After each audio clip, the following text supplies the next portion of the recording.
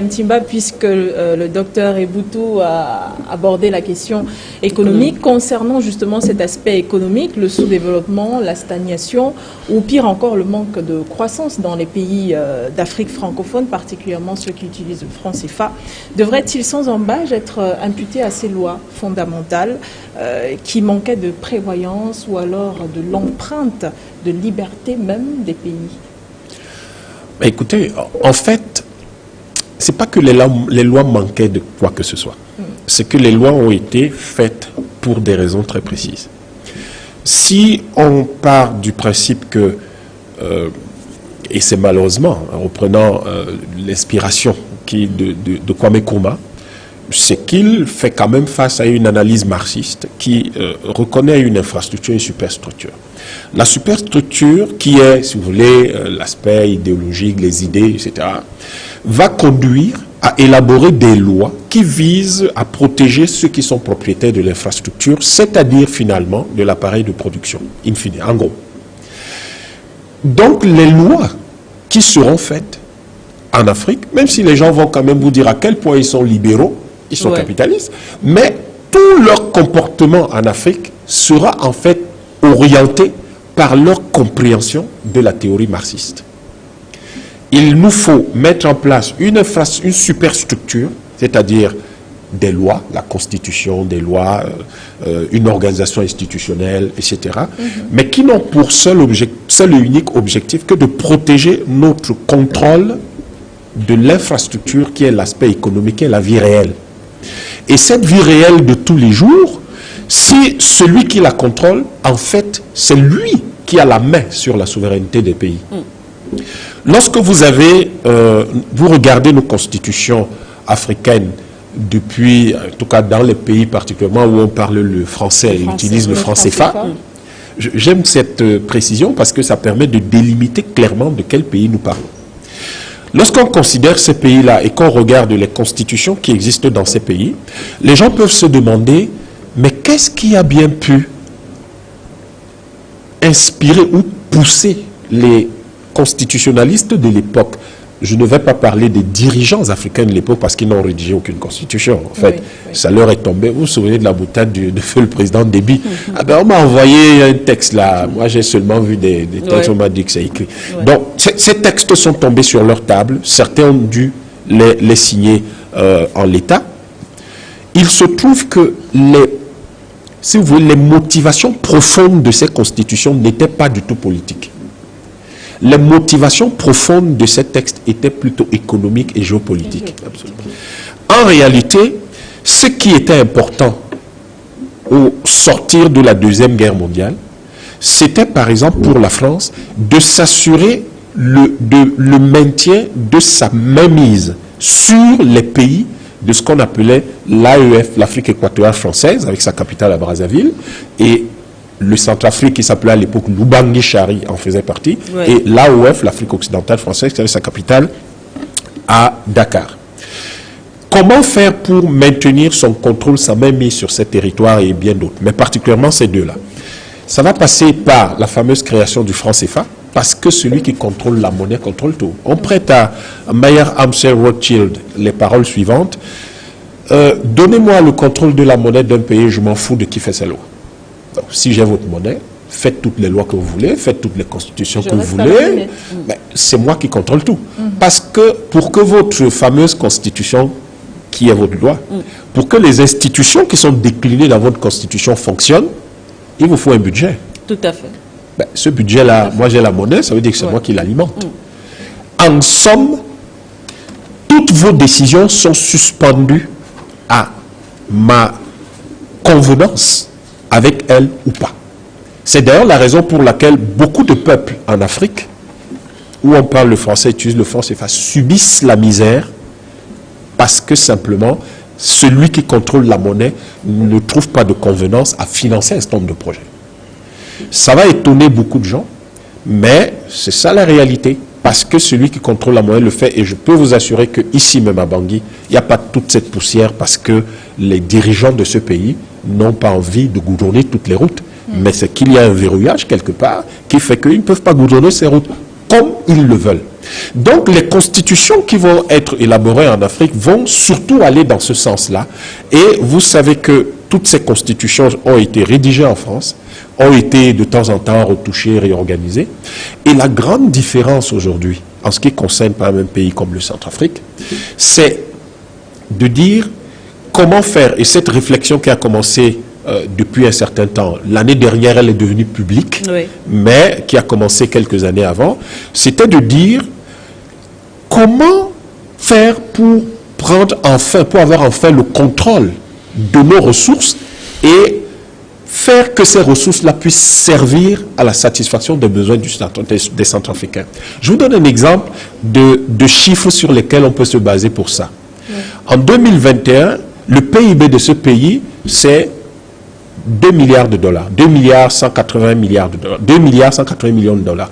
En gros, 1403 milliards de francs CFA.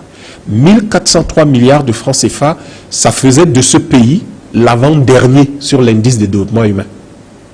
Le 50e en Afrique sur 54. C'est extrêmement grave. Et ce pays, à cause de tout cela, faisait qu'il avait une dette de 683 milliards de francs CFA, à peu près 48% de son PIB. Ça veut dire que ce pays avait un blocage structurel de son développement.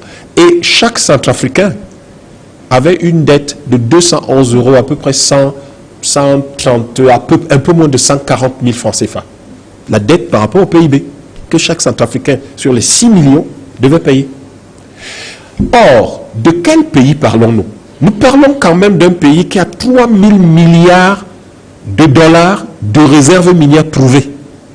Ça veut dire 1 800 000 milliards de francs CFA. Ça veut dire que si on divise ça entre les 6 millions de Centrafricains, chacun a 300 millions, tout de suite. Or, on lui dit qu'il a une dette de 140 000 francs CFA. Donc, il peut racheter toute sa dette 2182 fois. Je vous donne ces chiffres pourquoi? Parce que lorsque nous essayons d'expliquer l'importance des constitutions, oui, les gens croient que c'est un débat de juristes. Ce n'est pas un débat de juristes, la Constitution. La Constitution, c'est d'abord la vision. Absolument. C'est la vision de la Constitution du pays. Absolument. La Constitution n'est pas qu'une série de lois. Non, pas du tout. C'est d'abord la vision qu'on a du pays. Voilà le pays qui a une Constitution qui date de 2016. Mais voilà quand même un pays qui est le 188e sur 191 à travers le monde, qui est le 50e en Afrique sur 54, où l'État fait à peine 2 milliards de dollars de PIB, mais là, dans le sous-sol, il a quand même 3 000 milliards de dollars. Seulement l'or, les réserves prouvées d'or aujourd'hui, feraient que le Centrafrique se retrouvait avec 3 200 tonnes d'or. 3 200 tonnes d'or font du Centrafrique le troisième ou le deuxième ou le troisième pays en termes de stock d'or dans le monde. Sauf que, et cela représentera à peu près 180 milliards de dollars. 180 milliards de dollars, c'est à peu près, pour donner un ordre de grandeur, pour qu'on comprenne très bien, 180 milliards de dollars, c'est presque 2 fois le PIB de toute la CEMAC. Presque 2 fois le PIB de toute la CEMAC. C'est ça, les réserves minières, les réserves d'or de ce pays. Mais la constitution de ce pays permet-il au président, au gouvernement, aux institutions de permettre que les Centrafricains puissent jouir de toute cette richesse-là? En fait, c'est là que se pose le problème de l'enjeu ou des enjeux de l'écriture d'une nouvelle constitution. Et pour rester avec vous, Dr Yam Timba, ce qu'on comprend donc après votre développement, c'est qu'il y a certainement des non-dits. On pourrait également comprendre ces campagnes de dénigrement contre certains États africains qui veulent justement écrire une nouvelle, du moins se doter d'une constitution propre. Parce que on comprend que les constitutions africaines actuelles, vous allez me corriger, permettent finalement le contrôle économique de ces États. Absolument. Oui. En fait, il suffirait de prendre votre dernier bout de phrase et on résume tout ce que nous disons ici depuis hier. Et qui se dit en Afrique depuis toujours? Samir Amin, un économiste égyptien, posait le problème, pas directement dans ces thèmes-là, mais en posant le problème du contrôle des ressources de nos pays par les populations locales. Et on constate qu'effectivement, les constitutions, dès le départ, je dirais, avaient été organisées, structurées, de telle manière que sur le plan politique, il y ait le déni de 3 choses. Ce déni de 3 choses permet en fait de couvrir tout le reste. On va vous dénier la capacité politique, vous n'avez pas la capacité de vous organiser parce que vous êtes des sauvages. Le mode d'organisation des sauvages, c'est une horde. Les loups, c'est des sauvages. Ce n'est pas une société civilisée. Au-dessus, vous aurez les barbares et puis tout au-dessus, ceux qui ont le droit d'accumuler votre or et de gérer vos ressources, eux, c'est des civilisés. Ouais. Donc, vous êtes tout en bas.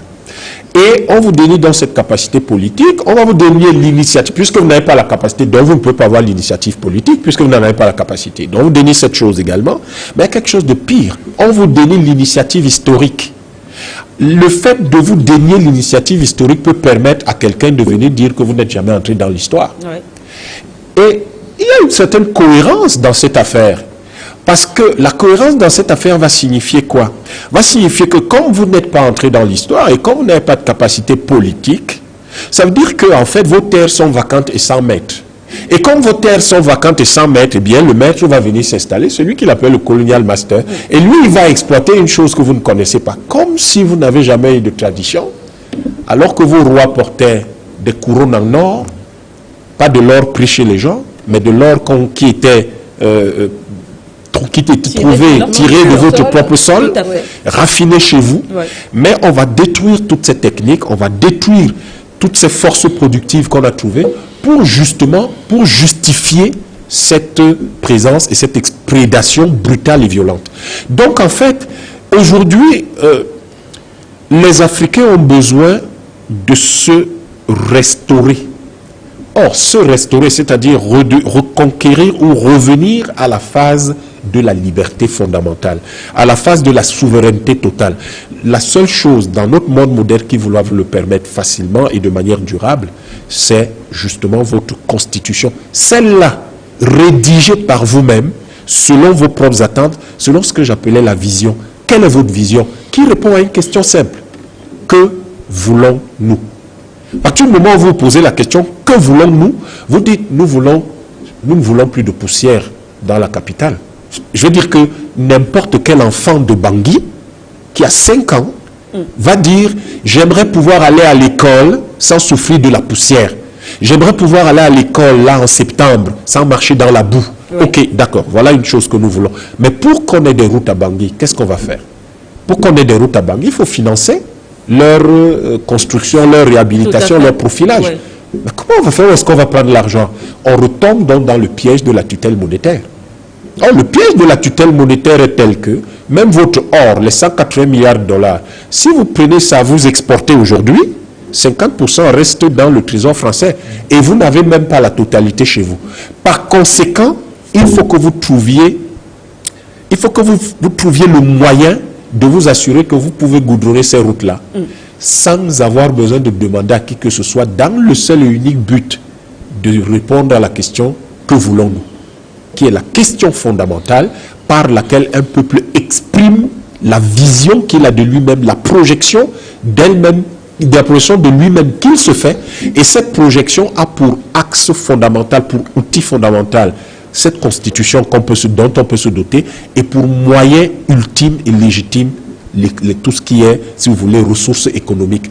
Or, si votre constitution, en fait, vous exclut de l'accès à vos propres ressources économiques, vous n'aurez pas de satisfaction de vos besoins et vous ne pouvez donc pas être une société. Et on va vous traiter de tous les noms d'oiseaux, par tous ces noms d'État, si, ça, alors que vous êtes en fait capable de répondre à cette question. Et c'est ce que je crois le Centrafrique est en train d'organiser aujourd'hui.